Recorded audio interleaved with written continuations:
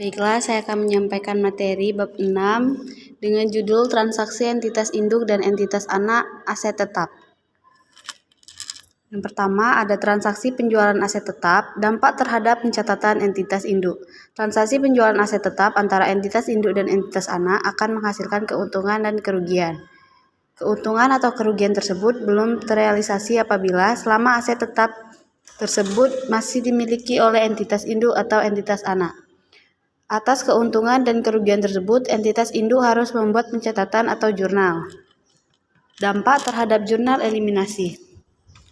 Aset tetap yang diperoleh entitas anak dari entitas induk atau sebaliknya harus dicatat pada nilai perolehan dari pihak non-afiliasi.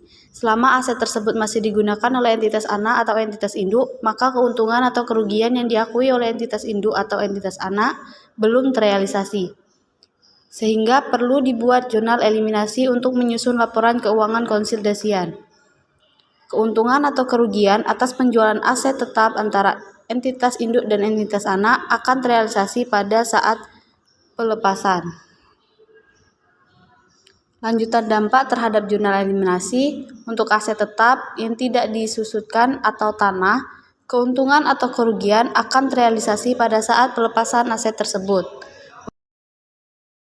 Untuk aset tetap yang disusutkan atau bangunan, mesin, dan kendaraan, keuntungan atau kerugian akan terrealisasi pada saat digunakan atau dijual. Transaksi penjualan aset tetap disusutkan. Transaksi penjualan aset tetap yang tidak disusutkan berarti bahwa aset tersebut tidak mengalami penyusutan nilai selama masa penggunaannya. Dalam akuntansi, aset tetap biasanya disusutkan untuk mencerminkan penurunan nilai seiring waktu. Namun, jika suatu saat aset tetap tidak disusutkan, ini berarti nilai tercatatnya tetap, dan penjualan aset tersebut akan dicatat dengan cara yang berbeda dan dibandingkan. Dampak penjualan aset tetap tidak disusutkan terhadap pencatatan entitas induk dan jurnal eliminasi.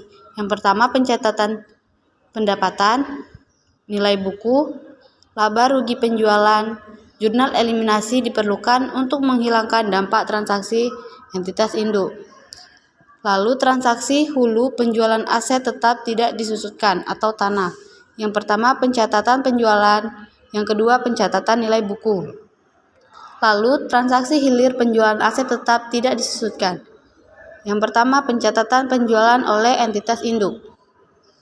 Selanjutnya, transaksi penjualan aset tetap disusutkan. Dampak penjualan aset tetap disusutkan terhadap pencatatan entitas induk dan jurnal eliminasi.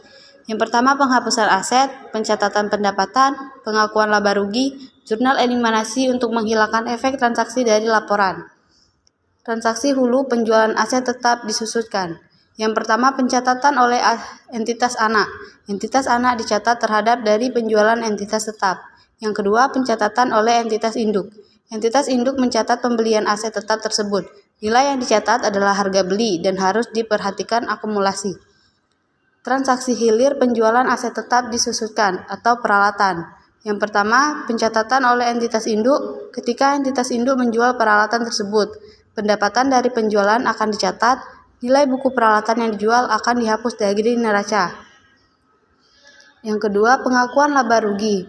Laba atau rugi akan dihitung berdasarkan selisih antara harga jual dan nilai. Baiklah, itu materi yang saya sampaikan. Terima kasih.